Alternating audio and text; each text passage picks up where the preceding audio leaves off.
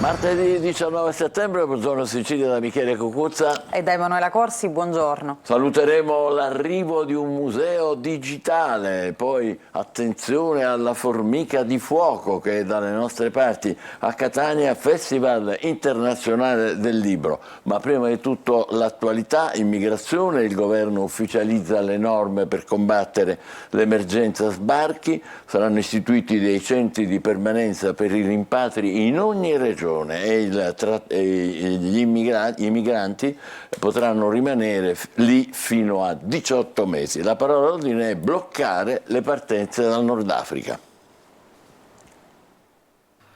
Il governo vara la stretta contro l'emergenza sbarchi con due grandi novità che riguardano l'organizzazione del sistema di accoglienza in Italia. Al primo punto l'esistenza di almeno un centro di permanenza per i rimpatri in ogni regione, al secondo punto l'aumento del trattenimento dei migranti entrati illegalmente nel nostro paese fino a 18 mesi, ovvero il massimo consentito dalla normativa europea. Le nuove misure sono state discusse nel corso dell'ultimo Consiglio dei Ministri, ma già anticipate dal Presidente del Consiglio Giorgia Meloni durante la visita a Lampedusa con la Presidente della Commissione europea Ursula von der Leyen. Ecco cosa cambia concretamente. I centri di permanenza per i rimpatri ospitano dei cittadini in attesa di esecuzione di provvedimenti di espulsione. Il trattenimento finora poteva essere disposto per un tempo massimo di 90 giorni, ma in casi particolari poteva essere prorogato per altri 30. Adesso si potrà arrivare fino a un totale di 180 giorni. Secondo quanto indicato sul sito del Viminale, i CPR sono attualmente 9, di cui 2 in Sicilia. Il percorso tracciato dal governo Meloni invece è quello di avere CPR in tutte le regioni. Naturalmente la priorità verrà data a quelle cosiddette di frontiera, perché sono quelle più esposte alla pressione migratoria. Le nuove strutture dovrebbero essere create in zone a bassa densità di popolazione, sfruttando edifici pubblici dismessi o in disuso, come per esempio le caserme. Si vuole però anche migliorare il sistema del riconoscimento anagrafico. Una delle maggiori preoccupazioni di Palazzo Chigi è legata all'autocertificazione della minore età, cosa che consente di poter usufruire dei vantaggi concessi ai minori e alle donne che fanno ingresso nel paese. Intanto sono state ore difficili le ultime, in particolare a Porto Empedocle. Sentiamo il sindaco Martello. La situazione è che rispetto a ieri è molto alleggerita, perché sono andati via circa 300 migranti e oggi penso che andranno via questa sera altri 300 migranti. Il problema è che speriamo che non arrivino altri migranti da Lampedusa, perché il problema è che si svuota il centro ed immediatamente si riempie. Perché dobbiamo dircela tutta, non è che quando escono fuori dal centro hanno un atteggiamento aggressivo. È chiaro che la gente ha paura nel momento in cui vede gruppi di 6, 7, 8 migranti che girano per la città chiedendo acqua e da mangiare. È chiaro che questa condizione, questa situazione di una struttura che non è adeguata crea quelle situazioni di frizione che porta molti migranti a lasciare il centro, tenendo presente che non sono sottoposti a fermo di polizia, quindi possono entrare e uscire senza dover chiedere, tra parentesi, permesso. Quindi ieri si è verificato che circa 200 migranti sono usciti dal centro perché le temperature erano molto alte e intorno alle 2 si sono riversati nella città per andare in giro e trovare un po' di refrigerio. Questo è chiaro che determina un po' di paura nei confronti della cittadinanza, che comunque è stata solidale nel dare sia da mangiare che da bere, ma è chiaro che provoca anche apprensione nei commercianti che si vedono arrivare all'interno dei locali questi gruppi di migranti che chiedono da mangiare, e non penso che possa essere questa una situazione e una condizione di accoglienza. Allora, il governo ieri ha deciso anche una serie di misure per quanto riguarda il codice della strada, le principali. Cellulare è naturalmente vietato utilizzarlo mentre si guida, quindi aumentano le multe, si tolgono punti e ci può essere anche la sospensione della patente. Chi guida con avendo ingerito alcol, diciamo, può anche subire l'immissione nel veicolo dell'alcol lock, un nuovo strumento che serve a impedire l'avvio del veicolo. A un certo punto si trova praticamente appiedato. Con chi usa le droghe c'è la sospensione della patente fino a 3 anni, e se viene beccato più volte la patente viene definitivamente ritirata. Una serie di misure per i monopattini: ci vogliono le targhe, l'assicurazione, non si può vietare la sosta selvaggia, cioè che uno lo lascia in qualunque posto, sul marciapiede, in mezzo alla strada e così via. Vietata la guida contromano e su strade particolarmente trafficate. Obbligatorio il casco, quelli in condivisione devono operare solo nelle aree consentite, cioè quelli che si affittano. Queste le decisioni del governo. Ne parlano i giornali, Emanuele? Ne parlano, è uno dei temi di oggi, però io partirei con la stampa regionale invece proprio da Porto Empedocle, quindi la Sicilia, vediamo cosa scrive. Porto Empedocle e caos migranti, l'emergenza, una situazione esplosiva a Lampedusa, trasferimenti a Singhiozzo. Il piano del governo, bloccare subito le partenze e i rimpatri in zone sicure. E poi c'è questo incidente di percorso, alta tensione nella Lega, diamo Lampedusa all'Africa, bufera su un ultra del Carroccio che avrebbe detto queste parole. Salvini adesso chieda scusa appunto per questa frase inopportuna.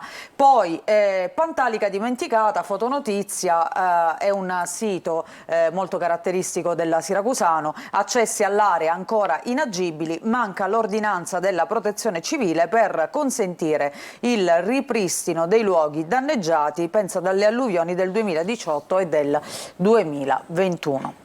E il codice della strada, eccolo qua, nuovo codice della strada, stangata per chi usa il cellulare, multe salate per sosta selvaggia, 2 dei punti varati appunto dal governo. Per quanto riguarda la scuola, anche lì ci sono delle novità, voto in condotta, pene più severe per chi fa il bullo, è stato reintrodotto il voto in condotta che poi ha una sua valenza per la promozione o la bocciatura. A Torino avviso di garanzia per il pilota delle Frecce tricolori e invece in alto ponte sullo stretto e infrastrutture, vertice domani a Roma tra comune e società. Una notizia di cronaca, picchiano e rapinano un'anziana a Palermo, la donna era solo in casa, 4 gli arrestati. Andiamo a vedere all'interno della Sicilia di oggi appunto questa emergenza migranti che si sposta, caos e fughe a Porto Empedocle, profughi stipati nei centri di accoglienza e trasferimenti dall'isola a Singhiozzo, qua vediamo alcune immagini. Poi sul fronte della solidarietà Parigi alza di nuovo la voce, la Francia sia alla missione navale ma non prenderemo stranieri, quindi ritorna sulle posizioni di prima. Mattarella a Forlì per l'inaugurazione del nuovo anno scolastico parla di migranti e dice non isoliamoli, sono un potenziale per il nostro paese.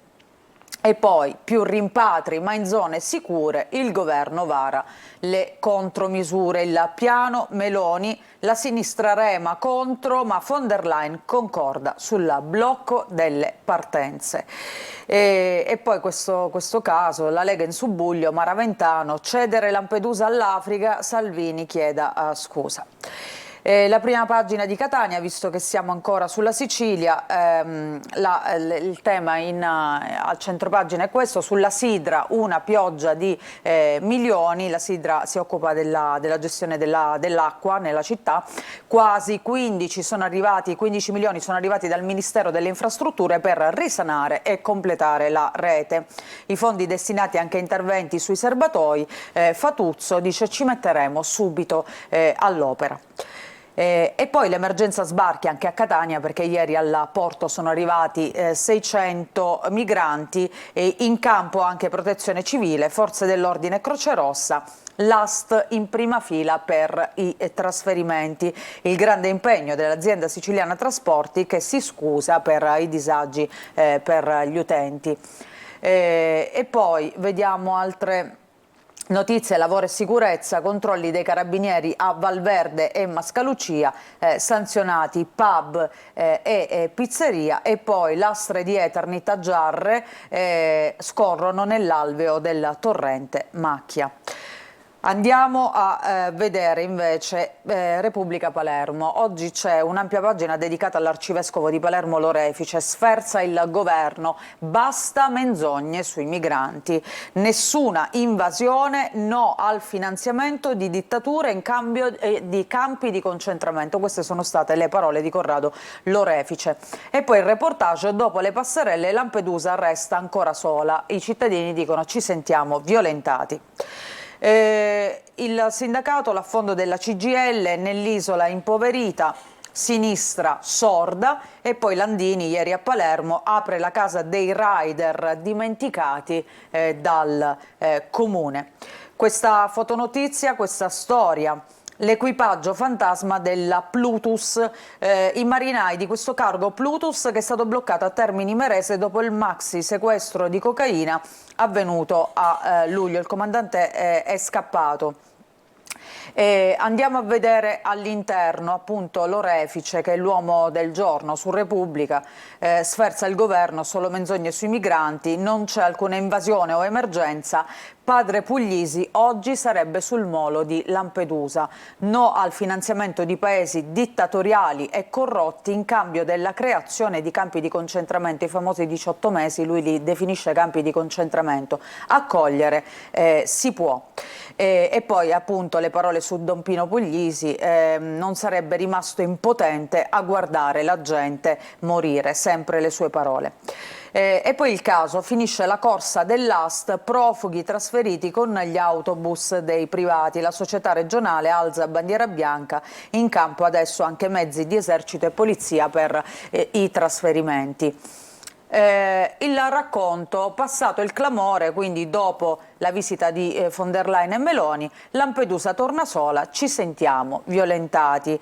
Ecco, l'isola fa i conti adesso con l'eterna emergenza. Qui vediamo la protesta che non si placa, un'assemblea ormai che si è costituita permanente, basta morti in mare, fermatevi. Lutto cittadino, leggiamo ancora in questi manifesti, una delle manifestazioni che in questi giorni ha visto scendere in piazza appunto i residenti di Lampedusa. Cambiamo argomento. C'è questa storia che viene raccontata su Repubblica oggi perché è un caso tipo il film Immaturi, cioè di una classe che deve ripetere l'esame di maturità. Un mese da immaturi, il TAR deciderà a ottobre sugli esami da ripetere. Resta sospeso il giudizio sugli 11 studenti di Spadafora nel Messinese dopo le irregolarità accertate, ma l'iscrizione all'università è valida fino a sentenza. Questo è il liceo appunto di Spadafora, dove teatro del pasticcio, a destra c'è una studentessa impegnata nella prova orale della maturità. Una vicenda appunto surreale, scrivono, senza precedenti, che riguarda questa quinta, la quinta A del liceo Galileo Galilei, un piccolo comune, Spadafora, di poco più di 4.000 abitanti in provincia di Messina. Gli esami sono stati, le prove orali degli esami di maturità non sono valide, gli esami vanno annullati, sono da rifare. Sembrava uno scherzo e invece è una storia vera che ricorda tanto il film di Genovese. Poi la Gazzetta del Sud di oggi: stretta sui migranti e nuovo codice stradale. Chi arriva illegalmente potrà essere trattenuto anche 18 mesi. Ok ad altri centri per i rimpatri. Il Consiglio dei Ministri vara il pacchetto di misure. Meloni sugli sbarchi, governo compatto, ma nell'Unione Europea c'è chi è ostile all'Italia. Critiche dall'opposizione. Vediamo questa mappa. Questa mappa che mette la Gazzetta del Sud in prima pagina. Allora, si parla dei CPR, che sono i centri di permanenza per rimpatrio, che adesso dovrebbero essere in tutte le regioni, quindi uno in tutte le regioni, invece al momento sono a Bari, Brindisi, Caltanissetta, a Gradisca di Sonzo, Macomer, Palazzo San Gervasio, Roma, Torino, Trapani.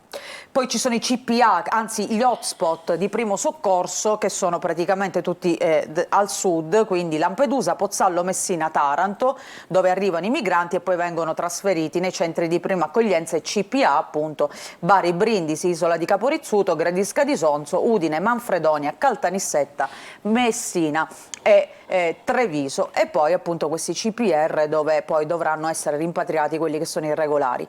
CAS, centri di accoglienza straordinaria, sono 5.000 strutture in tutta Italia e hanno 80.000 posti. Questa è la mappa che fa oggi riassuntiva dei centri di accoglienza, appunto la Gazzetta del Sud. Poi per quanto riguarda invece il codice della strada, appunto patente sospesa fino a 90 giorni e pesanti sanzioni per l'uso dei cellulari, ubriachi, linea dura.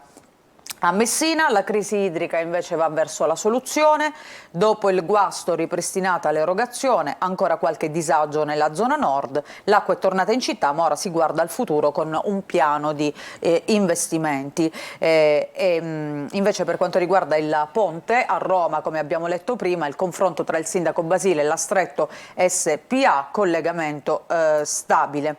Per quanto riguarda la scuola è stato approvato il decreto, il voto in condotta adesso farà media, pene più severe ai bulli, riforma degli istituti tecnici. E purtroppo si continua a parlare di violenza sulle donne, droga, stupra e filma 3 donne, è stato arrestato un netturbino romano, storia orrenda, il 59enne le adescava sui social. E poi ieri la terra è tornata a tremare in Italia, terremoto, paura nelle zone alluvionate perché appunto il terremoto ha colpito l'area dell'Appennino all'alba, zona diciamo toscana ed Emilia Romagna, dove appunto c'è stata già l'alluvione. Vediamo ancora il giornale di Sicilia, la prima pagina, solo l'apertura, chi sbarca va rimpatriato, definita la stretta del governo contro chi non ha diritto all'asilo, permanenza massima nei CPR di 18 mesi prima del ritorno nei paesi di origine, convocati gli ambasciatori interessati. Bene, ci fermiamo qui per i quotidiani siciliani, tra poco quelli nazionali, state con noi, buongiorno Sicilia.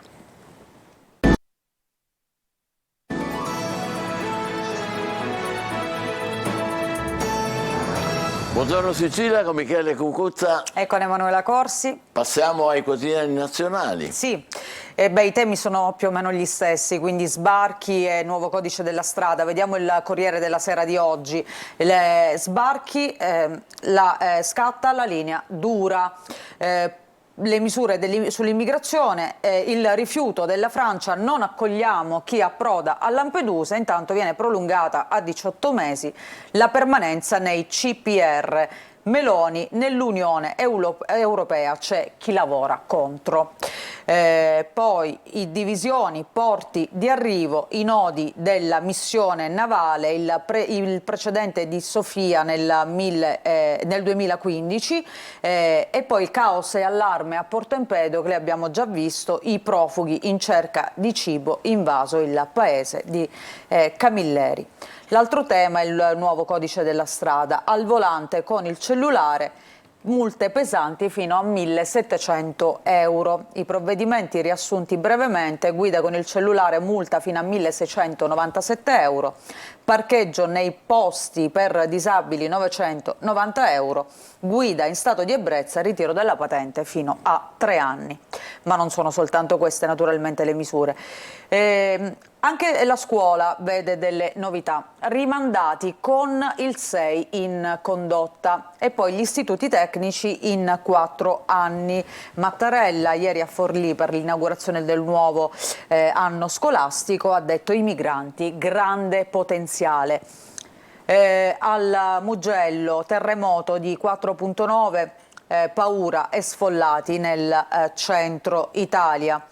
A centropagina invece vediamo l'attrice Gina Lollobrigida, caso Lollobrigida, l'eredità è sparita, sono stati chiesti 7 anni e mezzo per l'ex factotum dell'attrice che potrebbe essere il responsabile appunto di questa eredità scomparsa. Ma andiamo all'interno, andiamo a vedere questa stretta sui migranti e le accuse di Meloni. Fino a 18 mesi dicevamo nei centri per il rimpatrio, l'attacco a Borrell e a chi rema contro, la Schlein che dice da lei solo provvedimenti boomerang. e poi l'incontro a New York tra Tajani e Metsola. Il ministro degli interni ha incontrato la presidente del Parlamento europeo alla mostra Collezione Farnesina al Consolato Generale d'Italia a New York. Anche a New York all'ONU si parlerà appunto di migranti, come già annunciato nei giorni scorsi. Parigi: non accogliamo nessuno da Lampedusa, stop anche dall'Austria, tensioni Tajani-Lega, ma Berlino e la Francia però aprono ai controlli aerei e navali dei confini. Questo per quanto riguarda, diciamo, gli scenari europei e degli altri paesi.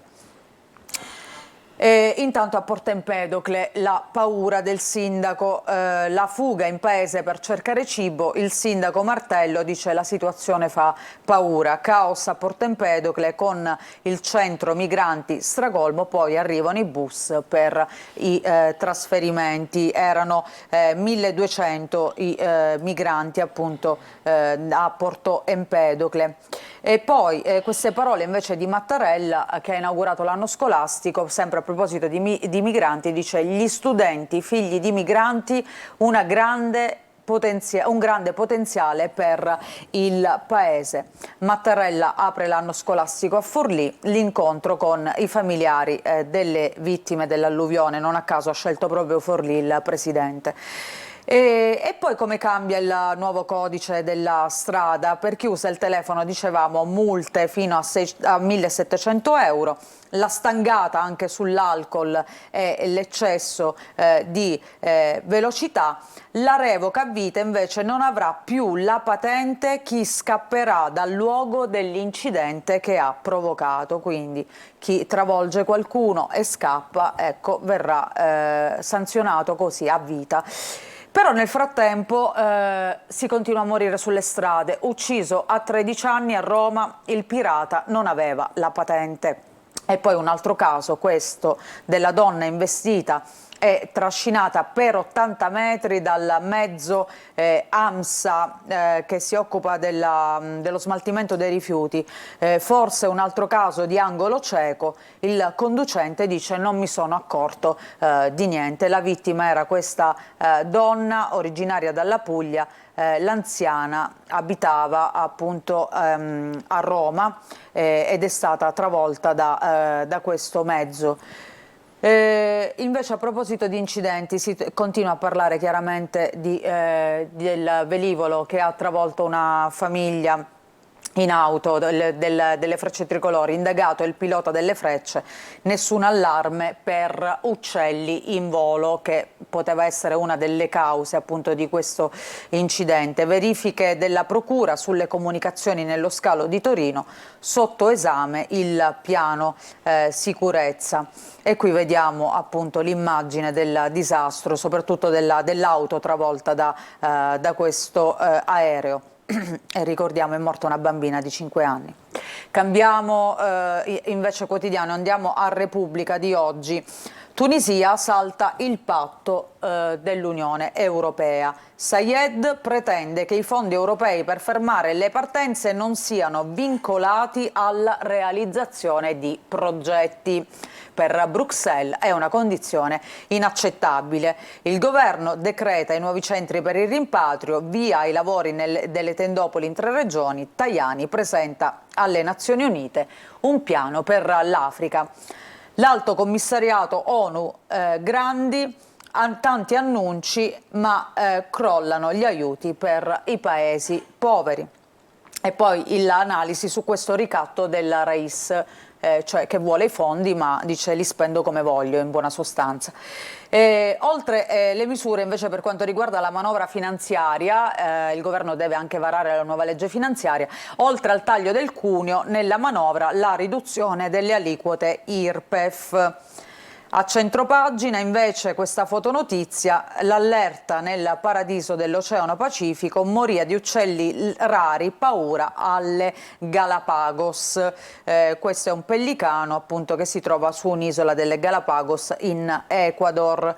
le riforme, torna dal passato il voto in condotta e la scuola si divide, poi codice della strada, stangata telefonini, multe a 2.600 euro.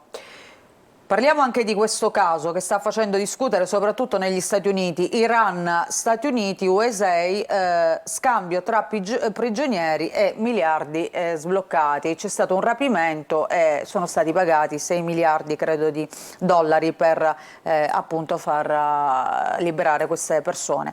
John Lennon e poi la storia e l'orologio conteso che vale milioni, sempre sulla prima pagina di Repubblica. La Stampa di oggi. Migranti, la stretta di Meloni, caos europeo sul patto con Sayed, la Premier, Borrell e Schlein ci sabotano, il PD vie legali per entrare, si allunga la sosta nei centri di accoglienza, von der Leyen contestata, il Consiglio critica il dialogo con Tunisi. E poi si parla anche altre notizie, vediamo Brandizzo come Morandi, 10 anni di allarmi ignorati, stiamo parlando della strage sulle rotaie avvenuta qualche tempo fa dove sono morte 5 persone e poi Meloni e mercati, pace finita, il caro benzina non si ferma. Il Financial Times rivela i timori degli investitori. Volevo andare a vedere proprio questa notizia, benzina record.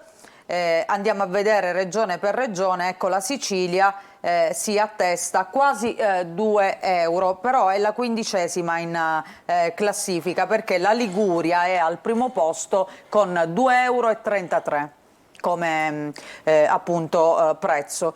Poi vediamo Brandizzo, ecco come il Morandi, l'inchiesta per 20 anni le autorità dei trasporti hanno segnalato carenze nella sicurezza, ignorate le richieste di adeguamento delle misure di protezione nei cantieri, ma alla fine le concessioni a RFI sono sempre state rinnovate. Ci fermiamo qui con la rassegna stampa, adesso guardiamo il tempo e poi attenzione, arriva un nuovo programma su Antenna Sicilia. State con noi.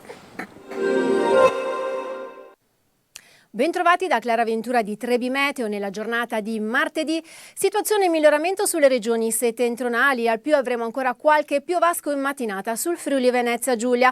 Al centro-sud come sulla Sicilia nubi irregolari presenti in mattinata ma in rapido diradamento. Avremo una giornata ampiamente soleggiata con al più di tanto in tanto si farà vedere il passaggio di qualche lieve velatura.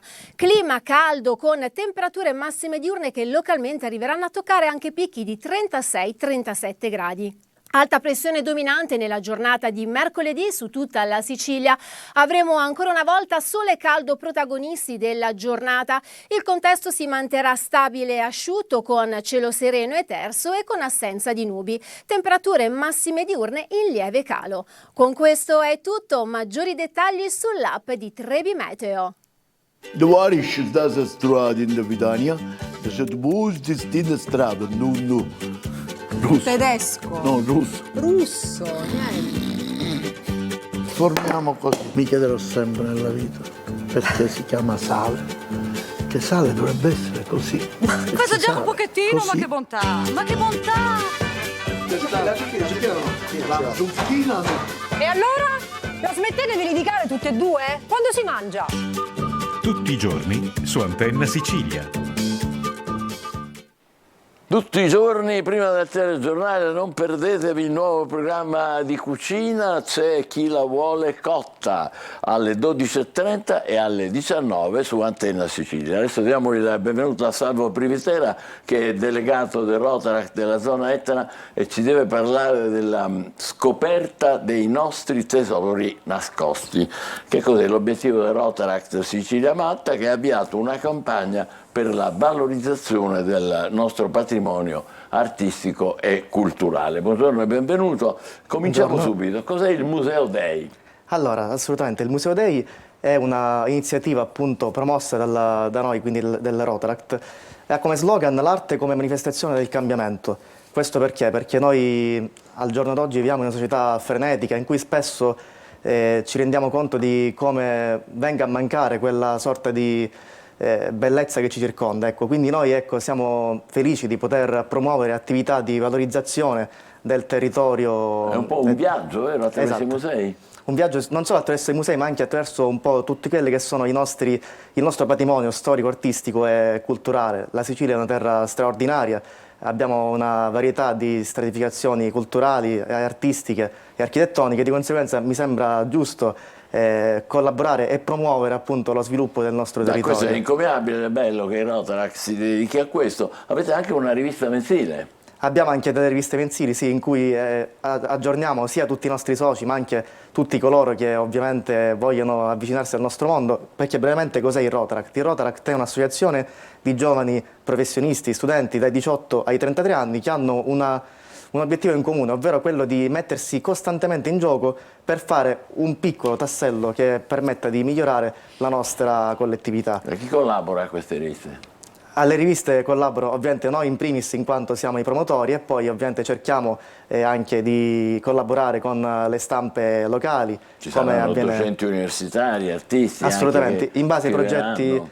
in base ai progetti che noi andiamo appunto a valutare, coinvolgiamo spesso il mondo dell'università, della ricerca, piuttosto che il mondo delle giovani start-up, perché noi stessi siamo i protagonisti Eccoci qua, dell'oggi. quindi anche i social rientrano in questo vostro progetto, è vero? Assolutamente, i social ricoprono oggi una realtà davvero fondamentale che pervade le nostre intere ore quotidiane, di conseguenza il Presidente della Commissione Cultura, Federico Toscano, insieme appunto a tutto il nostro distretto 2110 Sicilia-Malta, rappresentato dal nostro rappresentante Giambattista Cauchi, abbiamo deciso di creare un progetto, meglio più che un progetto, un'app/progetto che prende il nome di eMuseum. Cosa sta Come si chiama? eMuseum.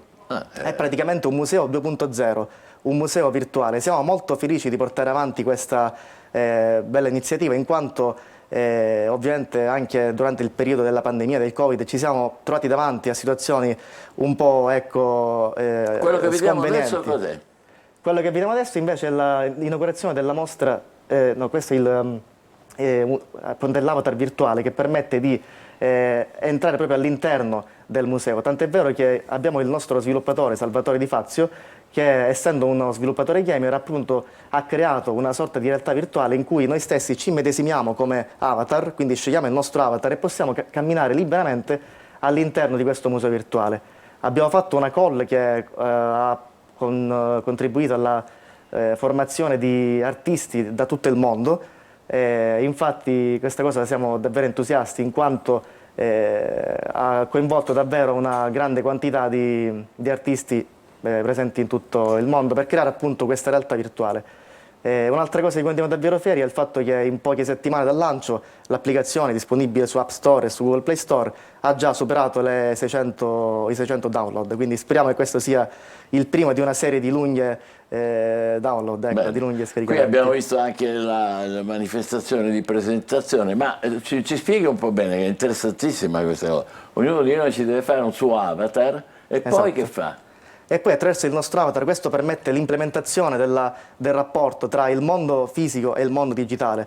Quindi è proprio attraverso questa connessione che si viene a creare che lo spettatore si immedesima ancora di più all'interno della realtà virtuale. Per esempio quell'immagine con l'avatar, ecco, ma il museo poi è un museo virtuale che ognuno compone a suo gradimento, come si fa? È un museo che appunto sì, noi siamo liberi di muovere all'interno di questo ambiente virtuale, creato anche grazie al supporto dell'intelligenza artificiale che oggi è sempre più presente all'interno della nostra vita e di conseguenza dà l'opportunità H24, perché è un museo appunto che non ha un luogo fisico. Per fortuna non ci sono orari. Non ci sono orari. Si può fare sempre. Quindi ecco, il bello della tecnologia è anche questo, poter in un certo senso usufruire della bellezza dell'arte durante tutte le ore della giornata e anche con costi di gestione molto più bassi rispetto all'allestimento di un museo vero e proprio. Ma chi sono gli artisti che espongono in questo museo virtuale? Ci sono tutti quelli del mondo oppure ce ne sono alcuni in particolare? Ovviamente è la prima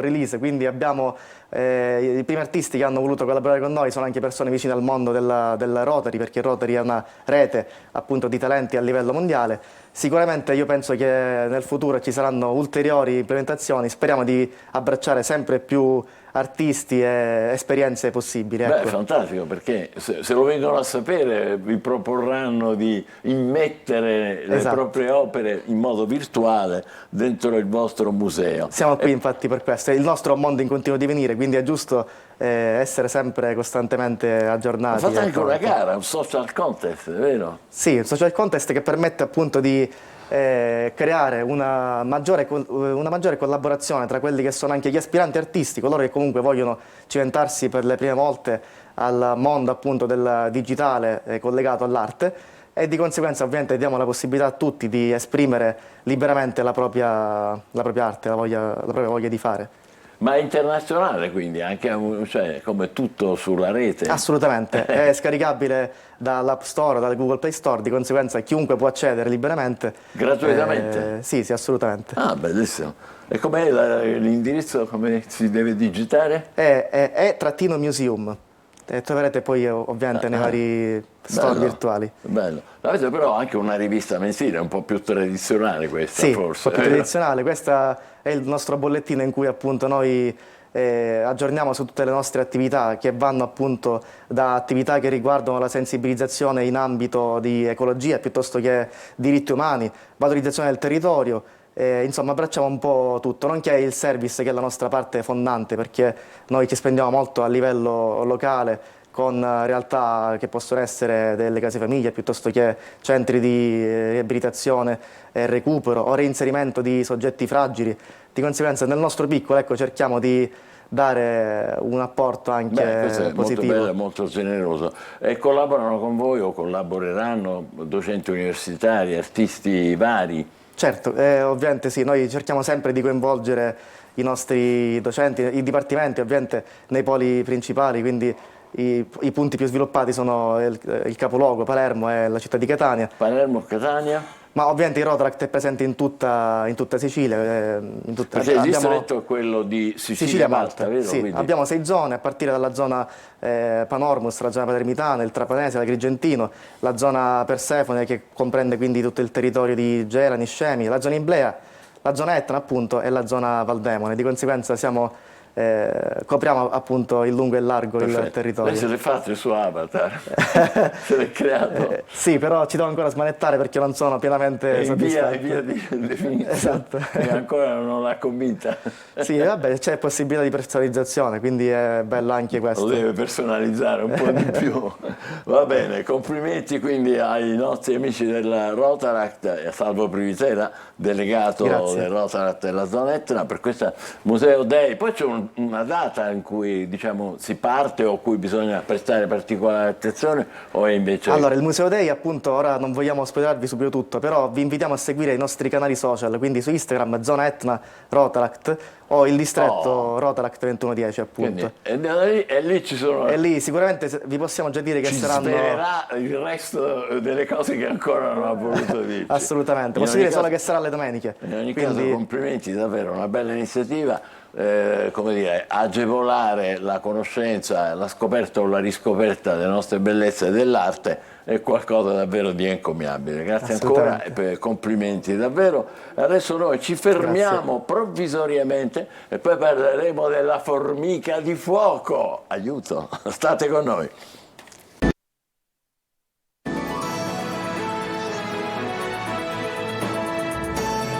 Eccoci di nuovo insieme, bentornati, siamo con il professor Giorgio Sabella che insegna zoologia all'Università di Catania. Dobbiamo parlare di questo progetto FAST, che vuol dire lotta alle specie aliene, come sarebbe una di queste è la formica di fuoco. Ce l'abbiamo la formica di fuoco, la vediamo un attimo? Vediamo la formica, mamma mia, ma quanto è grande? No, diciamo questo è un ingrandimento, la formica ovvio, ma intorno, è variabile da 2 a 4, 5 mm, quindi è piccolina. Però è più grande delle formiche normali, o no? O sbaglio? No, noi abbiamo formiche che sono allora, anche prima più di capire quanto la dobbiamo temere, come è arrivata dalle nostre parti? Questa è una bella domanda, è la domanda che ci si fa sempre quando si ha a che fare con le aliene, perché le specie aliene sono la maggior parte trasportate dall'uomo, volontariamente o involontariamente, e a volte il trasporto è volontario, che ne so, la nutria per esempio, non so se il castorino è arrivato in Italia per motivi legati al commercio delle pelli e poi è sfuggita all'allevamento e è andata a fare i disastri che sta facendo. Questa formica presumibilmente è arrivata con le piante, con delle piante nelle zolle perché sta nel terreno, controlli poco attenti, le piante sono state messe a dimora. Ma forse dentro le navi anche, no? Sì, le navi le trasportano, sono piccoli animali che vivono in piccoli ambienti, quindi il trasporto non volontario ha fatto sì che questa formica fermiamoci su questa immagine. Perché la chiamate formica di fuoco, formica guerriera? La intuizione, continuiamo a vederla per favore. L'intuiamo perché? Perché è una formica che punge. Ecco. C'ha un pungiglione, se fate vedere le altre immagini. Sono quelle due cose lì che sbucano a destra e a sinistra? No, ce l'ha nella regione addominale. C'ha questo pungiglione e la puntura se è la piuttosto... tiene in pancia? Sì, è proprio sull'addome. C'è questo pungiglione che si può vedere. Ecco lì per esempio vediamo in alto c'è un maschio. Sì. Poi accanto al maschio c'è la regina che è un po' più grande delle altre. Poi ho fatto una foto per far vedere che c'è una differenza notevole di dimensioni fra le operaie, ci sono quelle da 2 mm. La regina qual è? La regina è quella in alto a destra. In alto? Ah sì, è grandissima. Che è alata, sì, la regina in genere è grande. Eppure alata? Sì, mamma mia. È alato come il maschio. Ma questo pungiglione che cosa provoca? Diciamoci la verità, siamo spaventatissimi. Viene chiamata così perché ovviamente la puntura è abbastanza dolorosa, poi dipende, perché se uno viene punto da una formichina più piccola, ovviamente la quantità di veleno... Quindi esce veleno? Sì, è una sostanza, per noi è tossica, può ovviamente dare problemi di tipo sanitario. Ma l'avete studiata voi? Allora, se ne ho occupato nel mio dipartimento, io ho questo progetto sulle specie aliene e ho collaborato un po' con tutti quelli che fanno censimenti di alieni. L'Università di Catania proprio si oltre, sì, quella di Parma, l'Università anche di Barcellona, c'è un ricercatore italiano. Allora, la concentrazione maggiore, adesso tanto per rassicurare i nostri amici in ascolto del Siracusano, è da quelle parti, Siracusano. No, l'unica zona di segnalazione è quella perché sono arrivate segnalazioni di punture di formiche. Ora, le formiche siciliane, quelle autoctone, non pungono notoriamente. Per cui nel momento in cui è arrivata questa segnalazione, 2 esperti proprio perché noi siamo specializzati, ognuno nel proprio campo, 2 mirmecologi, 2 studiosi di formiche, uno dell'Università di Catania e un altro dell'Università di Palermo, sono andati lì a verificare e hanno purtroppo verificato e trovato 88 nidi, che sono già tanti. Caspita! Nella zona della foce dell'Anapo. E le punture dolorose che comportano? Allora, sono come le punture non so, di altri insetti, come possono essere le api, le vespe. Ci sono soggetti che le fa solo un po' e finisce. Ci sono soggetti che sono particolarmente allergici, possono andare shock anafilattico, come può succedere con altri insetti. Ecco. Però è vero che ce ne siamo accorti soltanto ora e magari c'erano da prima. Allora, il problema è questo, che il regolamento dell'Unione Europea, che è del 2014, che ha proprio fatto un focus sulle specie aliene, individuandole come il secondo fattore di erosione della biodiversità nel mondo, in ambiente insulare addirittura il primo, prevede alcune cose, perché quando si ha una prima segnalazione di una aliena invasiva sul territorio dell'Unione Europea, devono scattare immediatamente delle misure per l'eradicazione, perché si è visto che... Eradicazione vuol dire... Eliminazione totale, ecco, per parlare in maniera più semplice. E invece siccome che è la prima segnalazione questa, ci sono state segnalazioni sporadiche in Spagna, in Finlandia, però questa è la prima volta che si verifica la presenza di nidi, cioè significa che la specie si è impiantata stabilmente. E siccome 88 nidi sono quelli che sono stati rilevati a vista, ma presumibilmente ce n'è di più. Noi abbiamo già altre segnalazioni in questo momento nella zona di Arenella, sono da verificare, però sono segnalazioni di punture di formiche, presumibilmente, e questa formica. Quindi si sta diffondendo?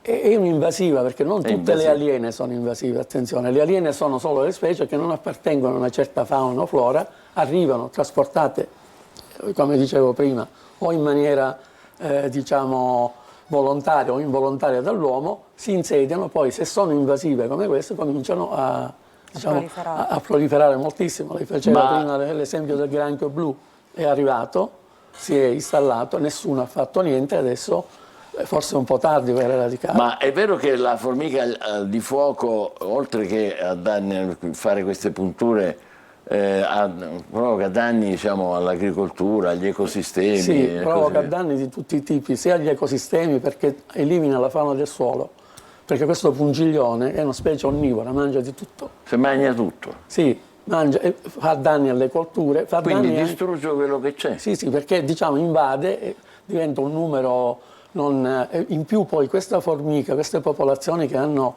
invaso l'Europa, prima la Cina e poi l'Europa, hanno un'altra caratteristica. I nidi di formiche possono avere o una regina dentro, si chiamano monoginici perché ogni nido ospita una formica, oppure più regine. Più regine significa fare più figli. I nidi della formica di fuoco, diciamo, sono nidi, tutti quelli che sono arrivati, sono stati verificati anche dal punto di vista genetico, sono poliginici, e questa è una mutazione genetica che si è portata a questa popolazione originaria che poi ha invaso le altre zone del mondo, perché è originaria del Sud America. In Sud America i nidi sono con una sola regina, i nostri sono con più regine, quindi questo aumenta l'invasività. In più noi non abbiamo ancora evidenza, ma per esempio negli Stati Uniti dove fa danni anche alle strutture, ai circuiti elettrici, provoca anche dei blackout, perché diciamo, si infila, rode. Niente di meno. Sì, diciamo, è veramente fra le 100 specie più invasive del mondo. Ma ci sono quindi le condizioni per la diffusione anche dalle nostre parti? Allora, come le dicevo, questo regolamento dell'Unione Europea, che poi è applicato con un decreto in Italia, impone alla regione siciliana di intervenire immediatamente, perché si tratta della prima segnalazione di una popolazione diciamo, che si è insediata stabilmente, e quindi dovremmo mettere in campo dei progetti di eradicazione per cercare di eliminarla, perché altrimenti noi sappiamo... E che si sta facendo? Allora, c'è un tavolo tecnico alla regione siciliana a cui sta partecipando anche il Ministero dell'Ambiente, perché è lo Stato membro poi che ha l'obbligo di eradicare, non è la regione, perché diciamo, è il braccio armato, potremmo dire così, però è lo Stato che deve predisporre le misure e anche mettere le risorse. Cosa si potrebbe fare per farci capire? Allora, l'unica cosa è usare queste esche con bocconi avvelenati che possono essere, adesso io non lo so che cosa prevedranno, io penso faranno questo perché sono esperti e sanno cosa fare. Col drone prendere ettari di territorio e spargere questo boccone avvelenato del cibo che loro vanno a prendere. Loro lo mangiano, nel frattempo c'è la sostanza tossica, le formiche scambiano il cibo anche nel nido e quindi pian piano si avvelenano. È un lavoro, diciamo, è un lavoro certosino. Lungo, costoso, perché bisogna farlo su un territorio piuttosto ampio per avere possibilità di successo, ed è un lavoro che poi presuppone monitoraggi durante, per vedere se è efficace. Perché non si può fare altro, perché uno dice vado là con lanciafiamme, però distruggo ma se tutto. Fosse un nido potrebbe anche funzionare questo ragionamento. Ma invece così distruggo l'agricoltura, distruggo le coltivazioni. Guardi, in Nuova Zelanda hanno applicato questo metodo, quindi io non le sto raccontando delle cose nuove. In Nuova Zelanda l'hanno fatto, i neozelandesi sono molto attenti da questo punto di vista. Hanno avuto delle reinvasioni. Cioè nel senso che hanno eradicato, sembrava che non ci fosse più, poi questa formica è tornata. Si è rigenerata. Ora, o è stata reimportata in qualche modo, che è anche difficile perché lì i controlli doganali sono estremamente minuziosi, oppure magari qualche nido è sfuggito e dopo qualche tempo ovviamente lei non si accorge di un nido, se ne accorge quando... Le faccio l'ultima domanda per spaventarci ancora di più. Ma è vero che distruggono computer, televisori, pure la tecnologia più distruggono moderna? I cavi, le strutture elettriche, e questo sono dati di letteratura. Dovessero arrivare nelle zone dove ci sono questi strumenti. Speriamo che venga eradicata, in effetti, però devo dire che i progetti di eradicazione devono essere tempestivi. Rapidi. Ma come mai negli altri paesi non è intervenuto nessuno? No, negli Stati Uniti fanno perché siccome fa danni molto grandi, che oltre il problema dell'ecosistema c'è anche il problema economico, il danno economico è forte, e quindi loro intervengono, però il problema è come per il punteruolo rosso, che si è mangiato le nostre palme, quella è un'altra specie aliena invasiva. Siamo intervenuti così tardi da non poter poi essere più efficaci. Speriamo che si sbrighi questo, Ma io questo penso tavolo. lo faranno, perché l'Europa pressa da questo punto di L'Europa vista. pressa, bene, anche noi pressiamo perché abbiamo paura, non vogliamo la formica Non di volete fuoco. essere punti. Grazie professore per essere Grazie, stato con grazie. noi. Facciamo una breve pausa, dopo parleremo di cose più rilassanti. Etna Book, i libri. Grazie Va ancora. bene. Siete pure lì un attimo.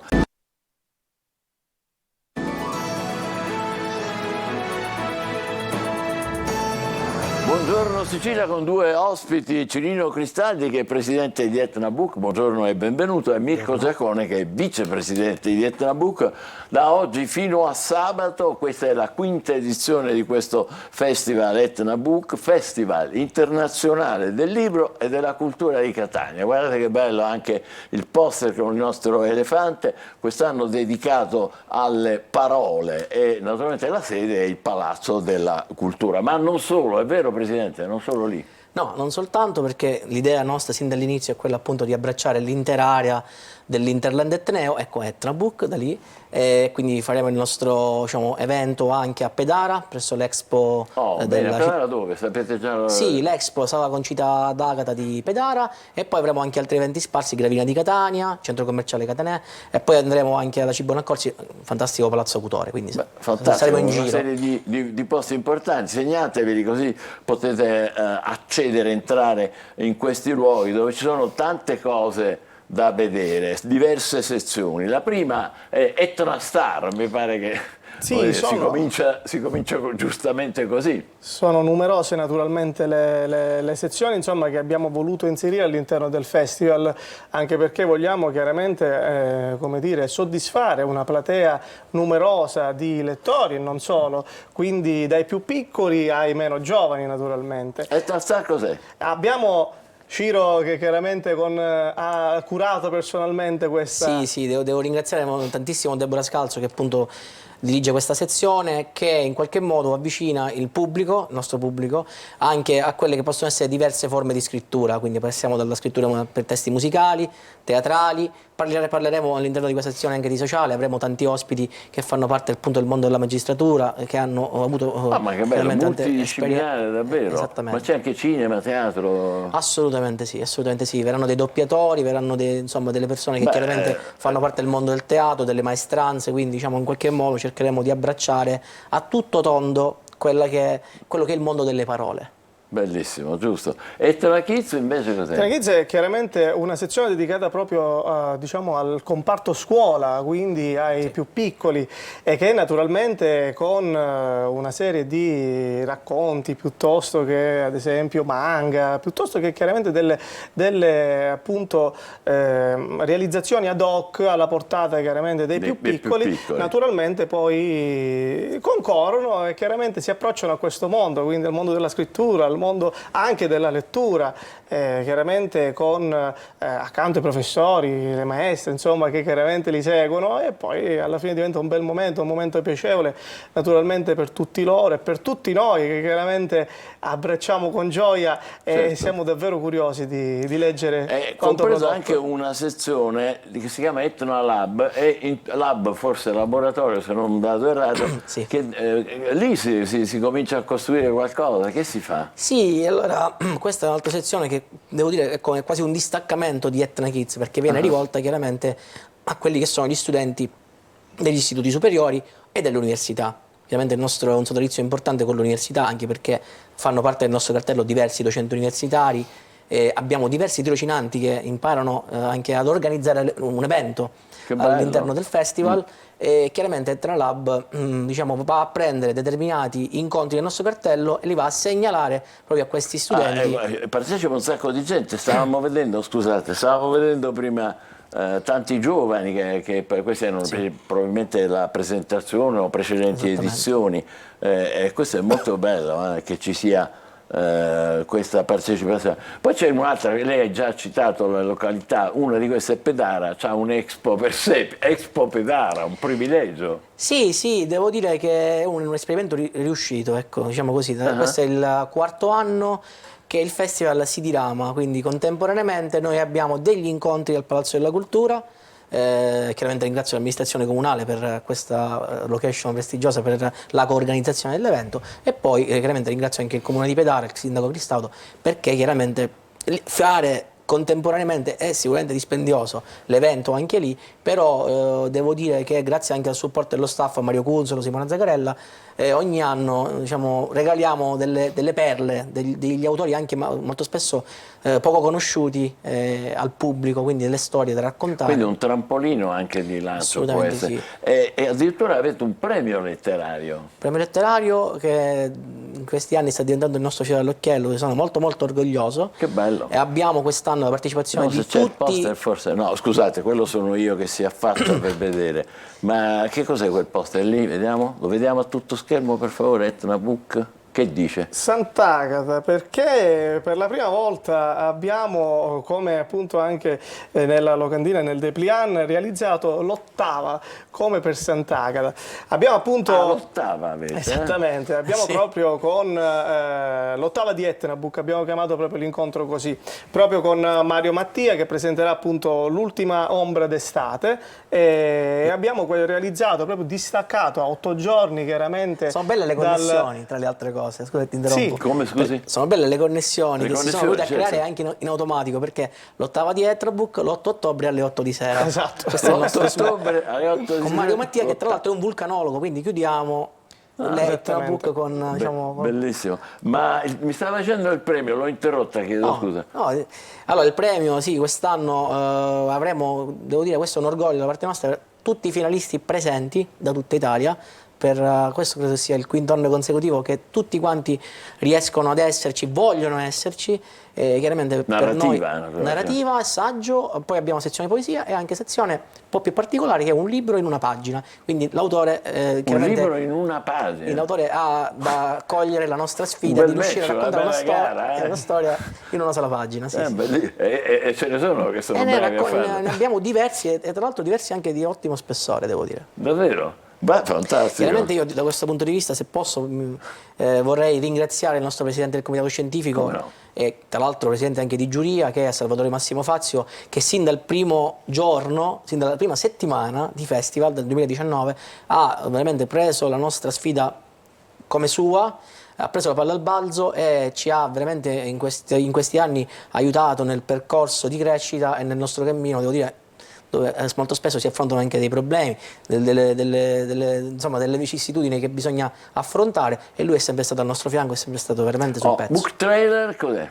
Allora, Book Trailer è un'altra sezione che appunto viene dedicata a questa forma d'arte, che è quella appunto di realizzare un piccolo trailer, un piccolo cortometraggio legato a quella che può essere la sinossi o la traccia di un libro, quindi per presentare il libro al pubblico. Uno gira immagini che corrispondono più o meno al proprio... Esattamente. Beh, è una bella sfida anche questa. Eh sì, devo dire che in questi anni abbiamo visto anche un'evoluzione di questo mercato, perché poi si tratta di un vero e proprio mercato, e quindi siamo passati da produzioni che magari potevano essere più, insomma, quelle indipendenti, più fatte, come si dice, a casa, ecco, non mi viene il termine più adatto in questo momento, a produzioni veramente interessanti, più professionali, fatte con veramente mezzi anche, diciamo, di un certo livello. Ma complimenti, perché veramente fate tantissime cose importanti, ma oltre agli studenti di Catania, soprattutto della provincia di Catania, partecipano poi un po' da tutta Italia, se ho capito bene. Sì, devo dire che il coinvolgimento che stiamo avendo abbraccia non soltanto appunto l'area etnea, o quella che può essere l'area insomma delle città limitrofe, ma anche da fuori. Molta gente, devo dire, questa è una bella tendenza, preferisce fare magari un weekend di fine estate a Catania e seguire il festival per allungare, no? Quelle che possono essere le ferie canoniche. È un festival, diciamo, che sta prendendo sempre più piede, anche perché abbiamo voluto coinvolgere anche Alessandro Cecchi Pavone proprio come consulente del festival, che sta dando anche lui un contributo, una sua professionalità, la sua professionalità. Ma è un festival proprio che veramente vuole raggiungere sempre più una platea ampia e soprattutto vuole a Catania essere sempre più presente. Con attività come quella che realizzeremo del bookseller, con le case appunto di scambio libro che è un'iniziativa che abbiamo proprio lanciato in conferenza stampa, vedevo prima le immagini. Ecco. Da oggi a sabato, oggi a che ora ci si può vedere? Allora, oggi dalle 18, Centro Commerciale Catanea, Spazio Eventi, avremo Giovanna Di Marco che porta il suo romanzo d'esordio, e poi avremo un evento speciale, un evento unico qui in Sicilia, perché verranno i Lego Lies, che sono questi giovani che hanno creato una community incredibile, più di 1 milione di iscritti, che appunto tramite i personaggi dei Lego, poi adesso hanno fatto un rebranding, però hanno creato una serie di vignette anche satiriche. Tra l'altro ne hanno dedicato anche una alla nostra città con l'arancino, diatriba arancino. A che ora è questo appuntamento? Alle 19. 19, Palazzo della Cultura? Questo lo faremo a Gravina, la preapertura sarà a Gravina di Catania, Centro Commerciale Catanea, Spazio Eventi. Benissimo, complimenti Etna Book con Cirino Cristaldi e Mirko Zaccone. Grazie per essere stati con noi e davvero in bocca al lupo per la vostra bellissima iniziativa. Adesso ridiamo insieme. Chi si sente figlio della propria mamma, alzi la mano. Chi non alza la mano si sente figlio di un'altra mamma. Perché vi chiedo questa cosa? Perché io oggi vorrei parlare di quello che sta succedendo. In Italia non si fanno più figli. Secondo l'Istat una coppia ha 1,24 figli a coppia. Che io mi chiedo, chi ha 2 figli, lo 0,76% di figlio che non è suo, a quappa e tiene? Che è figlio della cooperativa? Uno se ne deve chiedere queste cose. Ora io vorrei dare un consiglio: fate figli, abbiate un bel rapporto con loro. Dice, ma perché? Perché i figli sono piezze e core, perché sono doni di Dio? No, perché i figli sono quelli che ci dovranno campare. Mio padre usciva di casa la mattina e tornava la sera perché doveva campare la famiglia, e quando papà parlava era legge. Ora papà un su caca più nudo. Aspetta. Papà esce di casa per guadagnare 1.500 euro al mese. Il figlio su YouTube fa 1.500 euro al giorno. Guadagna più di un direttore di banca. Il direttore di banca in banca si atteggia, appena arriva a casa chiede i soldi in prestito al figlio. L'ho visto io, un direttore di banca amico mio, suo figlio youtuber di 13 anni. Se mi comporto bene, me la paghi l'assicurazione della macchina? E il figlio, andiamo al McDonald's, se ti mangi un Happy Meal io te la pago, ma te lo devi mangiare tutto, altrimenti puoi camminare con l'assicurazione scaduta. Che il padre neanche glielo può dire quello che pensa al figlio. Cosa pensa? Ma parecchio cognuto a tuo padre.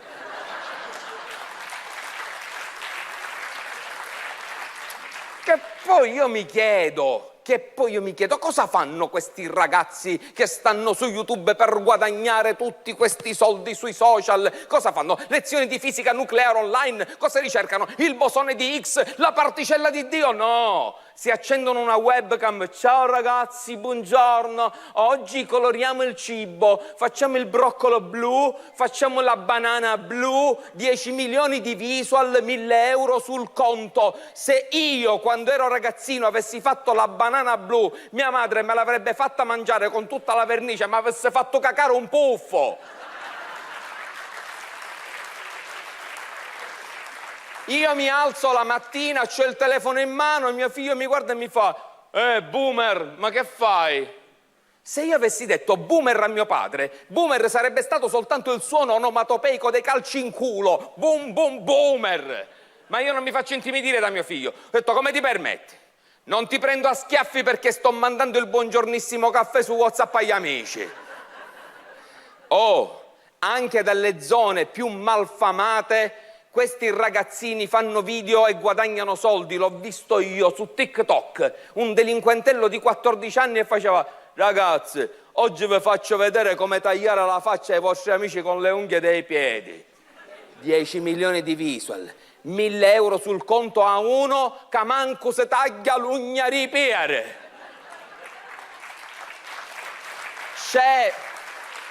C'è Ryan, è un bambino di 11 anni che sul suo canale YouTube, giocando con i suoi giocattoli, ha già guadagnato 22 milioni di euro. Giocando con i suoi giocattoli. Io, quando ero ragazzino, il mio giocattolo era un Super Santos e facevo solo danno. No, che guadagnavo soldi. Super Santos, un pallone chiamato così, poi l'ho capito perché. Super perché con quel pallone ti sentivi un calciatore super. Santos perché ogni volta che tiravo rompevo un vetro e c'era sempre qualcuno che santeava.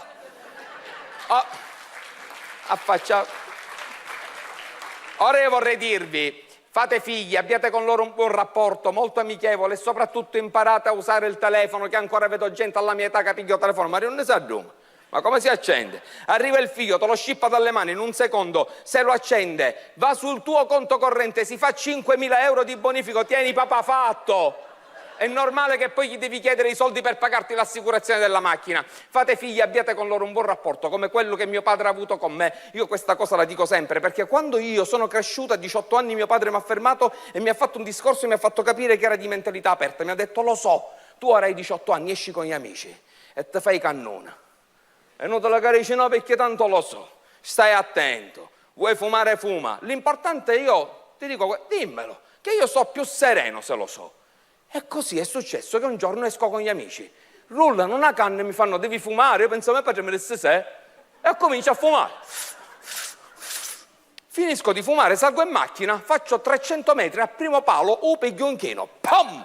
Scendo dalla macchina, prendo il telefono, pronto papi, ti devo dire una cosa, che è successo, sono le 3 del mattino. No, tranquillo, ti volevo dire, mi sono fatto una canna e sono andato a sbattere con la macchina, tutto a posto. Che cosa ti sei fatto? No, niente, pa, tutto a posto, mi sono fatto niente, solo la macchina 3.000 euro di danno, io bene. Sicuro non ti sei fatto niente? Sicuro, pa, chiama l'ambulanza. No, pa, non mi sono fatto niente, tranquillo, ti sto dicendo chiama l'ambulanza. Pa, ma se non mi sono fatto niente perché devo chiamare l'ambulanza? Picca appena arrivo te sminchio io, te sminchio. Fate figli. Fate figli. Abbiate un buon rapporto con loro e con i soldi che i vostri figli guadagnano su YouTube, faceteci l'assicurazione nella macchina. Buonaserissima, fai riderissimo. Mamma mia, il buongiornissimo Stefano Piazza. Grazie, grazie ancora. Un Paolo Pulpito. Tutto vero. E gli altri di giovedì alle 21:30. Adesso un aggiornamento per quanto riguarda i migranti, è tutto di nuovo in movimento. 185 sono sbarcati nelle ultime ore a Lampedusa, sono stati intercettati nei loro 4 barchini dalla Finanza e dalla Capitaneria, sono stati scortati fino al molo Favaloro e poi saranno trasferiti nell'hotspot. E intanto sono ripresi anche i trasferimenti a Porto Empedocle. Ma adesso vediamo cosa ci dicono le stelle, non su questo forse, ma su altro. Marco Amato è con noi, eccolo! Buongiorno! Con la sua stupenda tazzina, oggi com'è? È un po'... un motivo etnico, un po' asimmetrico, un po' irregolare. Già, è giusto, giusto. Allora, buon caffè, buona giornata, che ci racconti oggi? Che vedi? Dunque, oggi mi ha molto incuriosito anche per i fatti di cronaca e per citare un aspetto planetario interessante che è Nettuno, la storia di Paul Pogba. Ecco, è un giocatore della Juventus che ha fatto molto parlare di sé, non solo per una bravura eccezionale in quello che fa, è un bravissimo calciatore, ma perché le vicissitudini del suo ultimo anno sono state letteralmente incredibili. Un anno strapieno di infortuni, disavventure, esclusioni, rapimenti da parte dei fratelli, doping. Beh, ecco, sicuramente al netto delle sue grandi capacità ha avuto quello che si chiama il suo annus horribilis e vediamo di capire il perché astrologicamente. Ecco, lui è del segno dei pesci, in cui transitano per adesso il famigerato Saturno, ma soprattutto anche il pianeta proprio dei pesci che è Nettuno. Cosa comporta questo? Quando si vivono delle dimensioni di caos molto grandi, di confusione assolutamente molto complesse, per esempio appunto mi colpiva molto il fatto che era stato rapito dai fratelli. Ecco, vedete, passa alla storia anche un'altra pesci che ha avuto un rapimento molto importante, che poi ha sviluppato una sindrome nome che in psicologia viene annoverata col suo nome, che è Patricia Hearst. Per cui insomma le confusioni nettuniane possono assolutamente cambiare le carte in tavola in una maniera assolutamente improbabile, che ha quasi del magico. Il potere di Nettuno è molto legato alla forza mareomotrice. Il mare non è mai uguale ed è un moto ondivago e ondoso assolutamente non commensurabile, non tracciabile in tutte le sue forme. Ecco, sicuramente tutte le vicissitudini che ha avuto gli verranno un po' un'esclusione da parte del team di gioco, anche perché si deve anche operare come se non bastasse il tutto. Quello che però mi sembrava molto interessante era sottolineare il lato nettuniano che porta a caos e confusione. Nel cielo proprio oggi il Sole inizia un'opposizione con Nettuno, quindi aumenta il coefficiente di caos per Vergine, Pesci, Gemelli e Sagittario. Tutti questi segni zodiacali potrebbero avere delle disavventure o delle confusioni, degli imprevisti in più, mentre invece un aspetto che risulta molto romantico ha segni zodiacali come Cancro, Scorpione. La fantasia dell'Acquario e la voglia di vivere della Bilancia possono essere invece ispirate con un po' di nostalgia alla Bilancia, ma con grande genialità l'Acquario.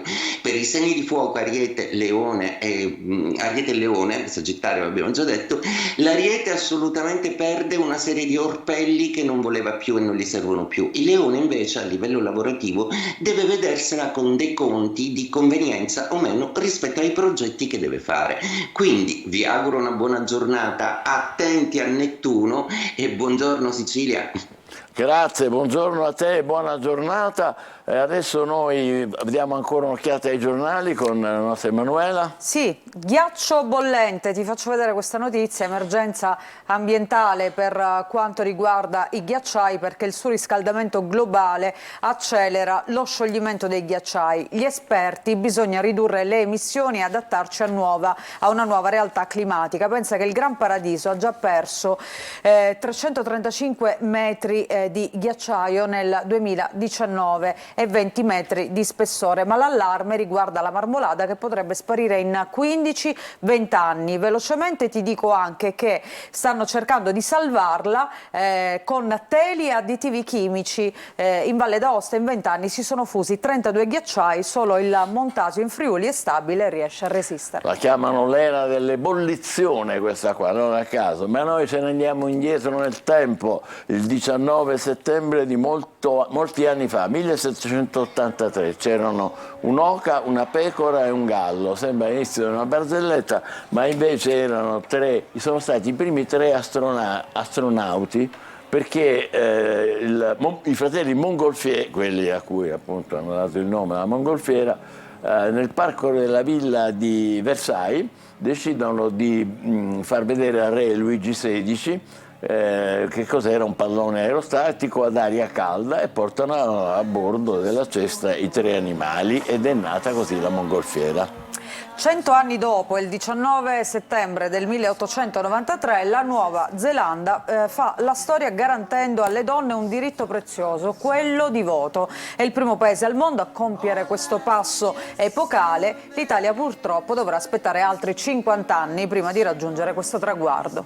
Il 19 settembre del 1926 a Milano si inaugura, eccolo, guardatelo, un tempio sacro per gli amanti del calcio, lo stadio di San Siro, con una memorabile partita fra Inter e Milan, terminata con la vittoria dei nerazzurri per 6-3. Oggi porta il nome di stadio Meazza, Giuseppe Meazza, celebre campione milanese, nonché ex calciatore dell'Inter e pure del Milan, morto nel 1979 purtroppo. 20 anni dopo, nel 1946, si tiene la prima edizione ufficiale del Festival di Cannes, nato nel 1939 come risposta al Festival di Venezia, sostenuto dal regime fascista italiano, e la manifestazione ha dovuto attendere il tramonto della guerra, vedete il primo poster, per diventare un punto di riferimento per il cinema internazionale. 3 film in concorso in quell'anno, siamo nel 1946, spiccano capolavori come Notorious di Hitchcock, l'amante perduta,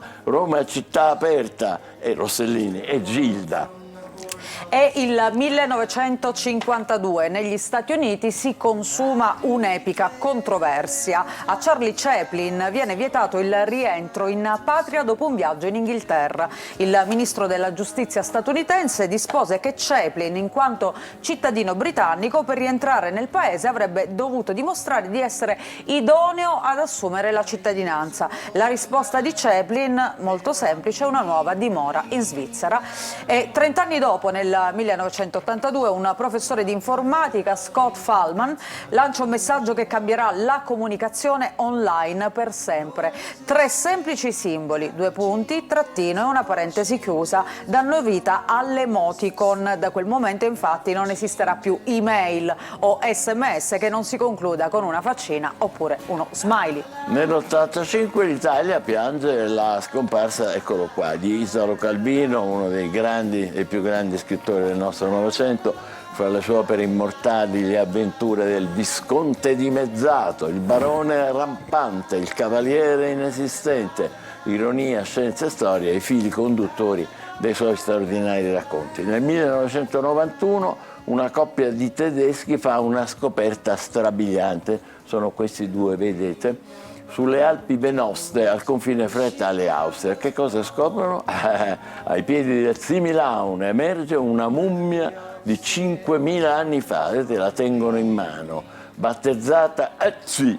Questo cacciatore del passato è armato fino ai denti con arco, faretra, coltello e ascia. Sono passati 25 anni dal 1998, un coraggioso bambino di 1 anno, figlio di testimoni di Geova, affronta un intervento chirurgico a cuore aperto senza trasfusioni di sangue. L'equipe dell'ospedale di San Donato Milanese compie un miracolo che resterà nella storia della medicina. Li avete sentiti in sottofondo fino adesso, ora li potete sentire un po' di più. Sono Simon e Garfunkel, eccoli qua, popolare gruppo folk, rock statunitense, che tiene davanti a 500.000 di spettatori il loro più famoso concerto, il concerto di Central Park, da cui nascerà l'omonimo album dal vivo. Il successo del concerto consacra i 2 musicisti fra i più grandi della musica mondiale e noi, per celebrare la loro musica senza tempo, vi proponiamo un estratto, non tutto il concerto, perché sennò ne avreste per parecchio tempo. Buon ascolto con il concerto a Central Park di Simon e Garfunkel. Noi ci vediamo domani. Buona giornata e buongiorno Sicilia. Buongiorno. How you doing? Are you cold?